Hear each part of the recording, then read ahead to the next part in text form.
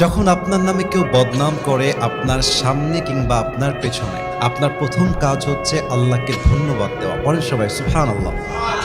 কি সুন্দর কথা আল্লাহ তাআলা বলছেন, খুব খেয়াল করবেন। আল্লাহ বলছেন, সবর ধারণ করো তাদের কথার ব্যাপারে যারা তোমার ব্যাপারে বদনাম করে। এর কারণ আমি আল্লাহ জানি তারা যা বলছে সত্য নয়, বরং তুমি হচ্ছ আসল সত্যবাদী, তুমি সেই অন্যায়টা করো নাই। এবং মাথায় রাখবা, যখন তোমার নামে কেউ বদনাম করে তোমার লাভ হচ্ছে দুইটা। এক, তোমার সমস্ত গুনাহ তাদের আমলনামায় চলে যাবে এবং তাদের সমস্ত সওয়াব তোমার আমলনামায় চলে আসবে। সুবহানাল্লাহ।